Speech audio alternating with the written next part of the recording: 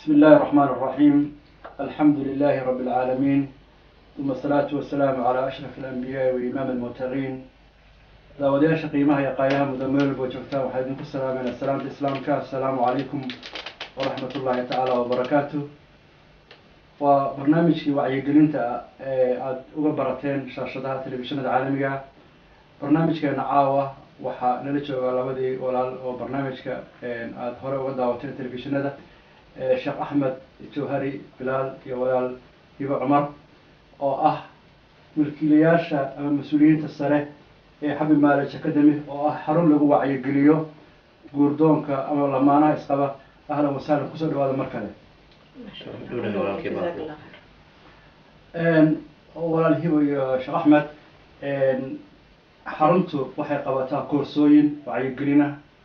oo dadka ama doonaya inay isguursadaan ama kuwa guurka ku dhex jiro nolol maalmeedkoodii lagu baro arrimo kala duwan oo khuseeya nolosha labadaas iyo ubadkoodaba. qodobadaas waa qodobo saad sheegteen hadda ka horba 12 qodoba oo koorsa oo qofku uu baranayo kabacdina uu markaa ku helayo ijaaso markii uu wixii barto imtixaano uu galo. qodobadaas idinkoo mahadsan ma noo sheegi kartaan waxay yihiin magacyadooda idinkoo aad noogu fududeynaya luqadda ingiriisiga ay ku qorayeen badanaa aad noogu sheegsan luqadeena hooyo maadaama ay jiraan dad badan oo Soomaaliyeed oo koorsooyinkan ba ka qaadan kara online iyagoo jooga wadamo kala duwan oo dhulkeena Soomaaliyeed kusoo dhawaada. أعوذ بالله السميع العليم من الشيطان الرجيم. بسم الله الرحمن الرحيم. الحمد لله رب العالمين وصلى اللهم على نبينا محمد وعلى آله وصحبه أجمعين. ولكن أبو إجابة أبو هريرة هذا ما حصلت جزاك الله خيرا. يعني runtii su-aashaan aadka u qiimaha badan leh sidaad walaal tilmaantay barnaamijkan waxaan ugu talagalnay meelo kala duwanna runtii lanagu weydiiyey in aan haddii uu alla ku roon yahay ay suurto gasho qoysas wanaagsan oo fiican oo laga dheehanayo oo lagala soo dhex bixi karo isfahan suuban oo wanaagsan inuu ka dhexeeyo ilmo ku dhashay jacayl oo ku koray jacayl inay ka soo dhex baxaan ugu dambeyntii in ay noqoto bulshadeena Soomaaliyeed iyo bulsho kasta oo muslimiinaba in ay noqdaan bulsho qoyskoodu uu dhisan yahay. maxaa yeelay inta badan markaad eegto waxaa la yiraahdaa haddaad rabto inaad aragto bulsho horumartay iyo mujtamac is haysto oo adag oo cilaaqada dhexdooda taala ay wanaagsan tahay waxaad fiirisaa baa la yidhi qoyskooda. saas daraadeed waxaan rabnaa insha allahu tacaala casharada 12 ah dabcan waxaan kala soo dhex baxnay runtii qiraa'o dheer waxbarasho annaga laftigeena oo maaragtay runtii wax isbarnay raadinay waxaan noo soo baxay markaan u koor galnay ee aan isweydiinay maxaa loogu baahi badan yahay maanta gaar ahaan bulshadeena Soomaaliyeed ama bulshadeena geeska Afrika ka timid ee muslimiinta qalbeedka iyo qurbaha ku nool maxay ugu baahi badan yihiin maxaa keeni kara in la helo guryo maxaa ku raada aabihii hooyadu ay wada joogaan isfahansan yihiin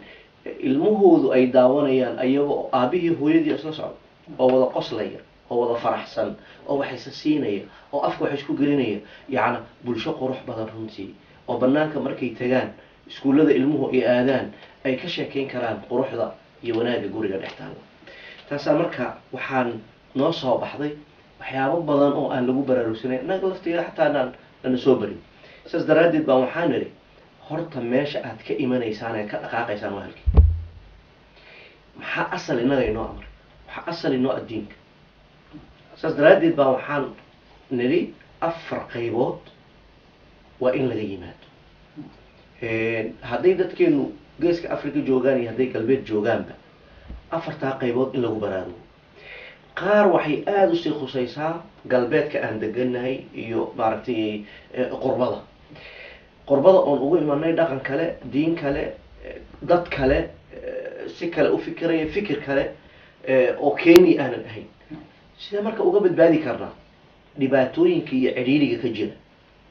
sidee baan u haysan karnaa diinkeena iyo dhaqankeena. number 1 qur'aankii iyo sunnadii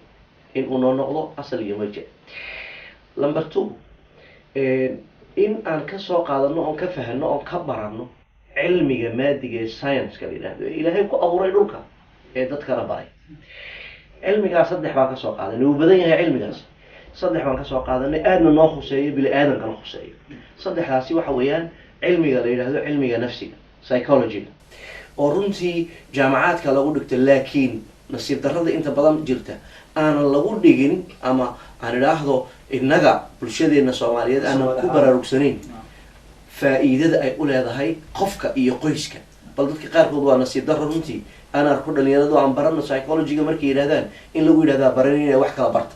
oo laga leexiyo, waa nasiib darro runtii. marka cilmi nafsiga qofka in uu fahmo sida uu u fikirayo caqligiisa, sida uu u hadlayo, reactionkiisa sida uu u dhaqaaqayo, wax u sameynayo. cilmiga labaadi waa biology, abuurka qofkan maaragtay jirkiisa siduu abuuran yahay in la faasiyo, qofka la isbaro, qofka kalena la baro. maxaa yeelay kala duwanaanshaa jiro oo rag iyo dumarku way kala duwan yihiin. gabadhu sibay u fikirtaa sina way u dhaqantaa, ninku ama wiilku sibuu u fikiraa sina uu u dhaqmaa. biology ahaan xaguu ka imanayaa haddii maaragtay reaction samey, haddii uu radi ficil la yimaado maxaa ka keenaya, siduu u sameeyey. siday gabadhu u fahmi kartaa ninku marka uu maaragtay aamus badan yahay maxaa ka keena inuu aamuso. gabadhase inuu ninku fahmo in ay hadasho oo maantaba maaragtay mararka qaarkood ay cabirto shucuurkeeda iyo dareenkeeda, siduu dareenkeeda u fahmi karaa. cilmigaasuu ku dhex jiraa. dadka qaarkood waxay yidhahdeen low haddaan baran lahayn horey lanoo soo bari lahaa, nasiib darro seminaaradan ku bixinay ku sheegeen, haddaan horey lanoo soo bari lahaa. mararka qaarkood gabadhi waxay tiri runtii ninkayga waxaan ku tilmaami jiray in uu yahay energy saver, yacna maba rababa ninkan inuu aniga maaragtay daliga galo. haddaan ogaan lahaa aamusku qeyb kamidaba nolosha ragga in ay tahay oo laysoo bari lahaa waan ku xisaabtami lahaa. cilmiga saddexaad waxa weeyaan bulshada. isbedel baa ku dhaca bulshada 10kii sanaba, wax cusub baa kusoo ziyaada. saas daraaddeed baa waxaan u nidhi maaragtay cilmiga sociology-ga bulshada khuseeya in bal bulshooyinka kala duwan iyo innaga bulshadeena Soomaaliyeed ee soo guurtay ee timiday galbeed maxay la kulantay, sidee bayna u fahmi kartaa bulshaweynta aan soo dhex gallay. maya innaga kuweynii joogay dalkii sidaan isku fahmi karnaa. ninka ka yimidee waqooyiga iyo ninka ka yimidee maaragtay koonfur siday isku fahmi karaan. wiilka iyo gabadha halkaa iska guursaday, maya gabadha maaragtay reer galbeedka ee maaragtay Soomaali galbeed u dhaatay iyo maaragtay wiilka bari ka yimid geeska ka yimiday, siday isku fahmi karaan labadaas. waa mid u baahan bulshada ay ku dhex nool yihiin in la barto la fahmo. saas daraaddeed labada qodob ee u horeeya waxaan idhi waa diinkii iyo cilmigii. laba qodob oo maaragtay qaarkood halkan uu khuseeyo ayaa jira. kow, qodobka saddexaad waxa weeyaan culture-ki iyo dhaqankii. maalin dhaweyd baa wiil la sheekaysanayay, wuxuu ii sheegay aroos baan ka qayb gallay buu yidhi. wadaad aan israacnay oo maaragtay walaalnahay ayaa wuxuu u sheegay buu yihi labadii nin, wiilkii iyo gabadhii maaragtay isguursanayay. gabadhu halkan bay iyadoo yar la keenay Yurub ay ku kortay, ninkuna 20 jirkiisiiba wuxuu kusoo qaatay Africa, halkan buu yimid. markaasaa wuxuu ku yidhi Holland bay ka dhacday arrintaas. wuxuu ku yidhi wiilow waxaad barataa gabadhanaad guursatay Soomaaliyeed ma ahee waa Hollandiisada ogow, oo qayb badan oo dhaqanka Hollandiiska ay sidataa dhaqankii Soomaaliguna uu ku yari. waa inaad barato gabadha saad ula dhaqmi. gabadhiina wuxuu ku yidhi waa inaad barato gabadhay ninkani Hollandiis ma ahee waa Soomaali. ha waa maxay yacna waa laba qof oo kala duwan. nin qofba qofka kale wuxuu ku koray dhaqan ka duwan, taasaana keentay inuu saas yidhaahdo waa inaad isbaratiin. taasaa kamid a marka culture shock baa jira marka isku dhac. waalidiinta inta badan mentality waxay haystaan kii ay kusoo koreen, sidii bayna rabaan inay ilmaha halkan ay ku koriyeen. kuma baraarugsana in badan in ilmahani cid kale ay la korinayso. shalay dariiqii iyo masaajidkii iyo maaragtay xaafadii adeerkii iyo qof kastoo dariiqa maro oo kaa weyn oo oday wuxuu ku ahaa adeer ha oo wada Soomaali nacam. laakiin maanta waa Jamaican, waa maaragtay Black African, waa American aan idhaahdo, waa Asian, waa dhaqamo kala duwan kala diin ah. si banaanka markaad joogto wuxuu doonuu samaynaya laba isku dhegan kaayuu arkaya. maalmaha kamid a waxaa la yidhi aabbayaasha Soomaaliyeed fiican kamid a ayaa wuxuu damcay ilmihiisa inuu ka celiyo TV-ga inay daawadaan. marka TV-ga waad garan kartaa wax kastoo banaan baa kasoo gala. yacni banaan waxaan ka wadaa wax kasta uu u banaan yahay. markay isku dhagaanba wuxuu dhahaa damiya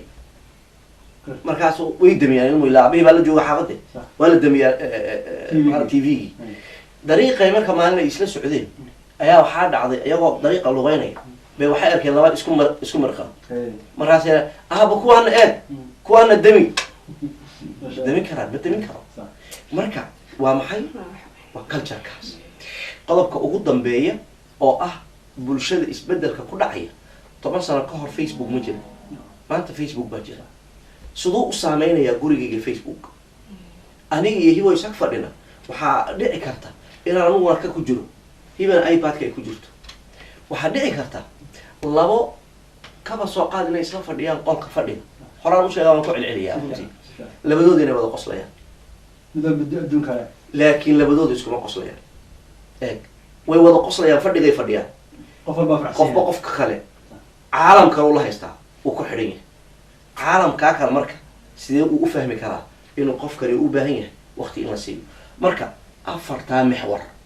ayuu ka imanayaa casharada 12 ee aan bixino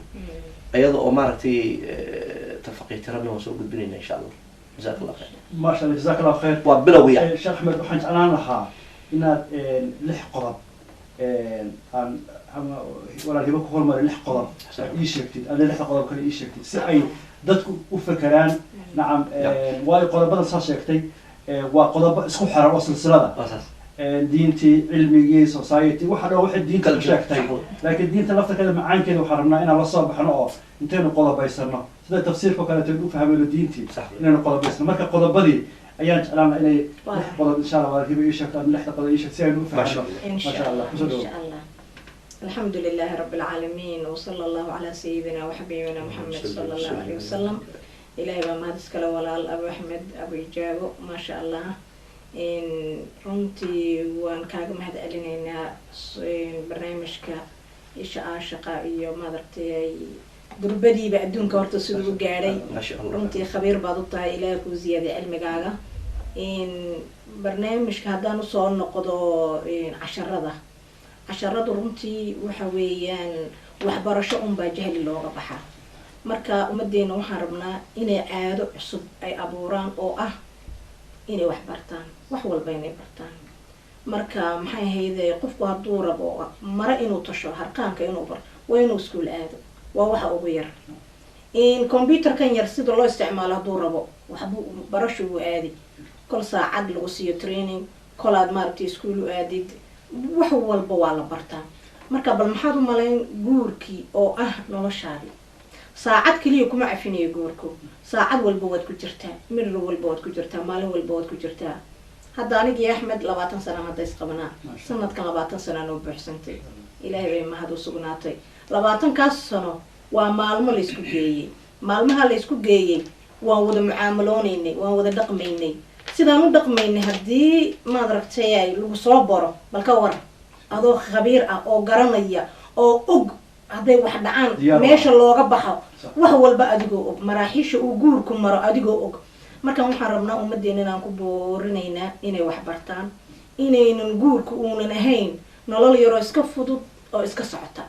oo sawirka aad adigu maskaxda ku haysatid oo habeenka ugu horeeyo iyo wiiga ugu horeeyo carooska uunan ahayn noloshu ay noloshu ay ka adag tahay ay ka dhib badan tahay oo qof bil aadan oo la soo korin oo waxba ka garanayn la noolow maalin walba wax fudud ma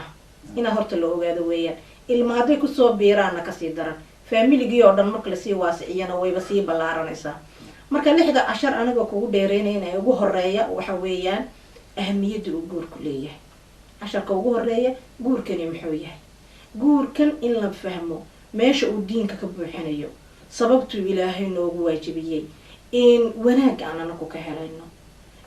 mujtamac wanaag uu ka helayo ummadda ilaahay siday ma aragtay ugu badanayso oo ma aragtay ummadda Maxamed ay ugu badanayso waxa soo dhan la fiiriyo in dhinac kale laga fiiriyo la eego in guurku khatar badan uu ku jiro akhi waxa la yiraahdaa dadka muslimiinta ah in kamidka aan nahay waxa weeyaan reerka familiga iyo masjidka siday u maamulan lahaayeen kaliya soo hartay wixii kale oo dhan saydaradooda iyo awoodooda waa ka baxday ummad kala maamulata hadda maaragtay waxbarashada dawladaha islaamka oo dhan waxbarashada waa loo dejiyaa waxay gacan ku hayaan ma إن ها ويقاتان إن اقتصادي قاعدين لأيجو economy قاعدين لأيجو ولا صوت جيه قاب والبصدو وشقايو ولا صوت جيه كلية وحولي حيدام كانوا بجرا فاميليا iyo masjidka sida ay loogu tukado ee loogu cibaadaystay ee waxyaalaha lagu qabto taasina khatar bay ku jirtaa waa la ogyahay Turkiga waagi wixii ka dhacay in af Turki la yiraahdo lagu tukado waa masjidkii dhexdiisa waxa la soo galay Soomaaliya xataa waa la sheegi jiray in af Soomaaliya xataa la isku dayay mar in faataxada lagu aqriyo oo Ilaahay naga badbaadiyay marka waxa weeyaan maxay hayday in waxa kale oo jirta akhiyo guurka dhibaatooyin fara badan baa jira waxa weeyaan wixii aanana ku naqaan hooyo iyo aabo ma jirto alfaada horta la bedelayaa marka alfaada la bedelo kelmadaha marka la bedelo hadeed waxaanad garanayn baa lagu barayaa oo caado ku noqonaysa aabihii iyo hooyadii ninkii iyo naagtii haweeneydii iyo odageygii ma jirto waa la bedelayaa gender baa laga dhigayaa maxay hayday couple baa laga dhigay couple muxuu yahay inuu nin yahay garan mayso inay haweeneyda garan mayso gender hadaan ku dhaado muxuu yahay garan mayso wixii oo dhan ayaa horta naga bedelay waa in aan maskaxda ku hayno waxa soo dhan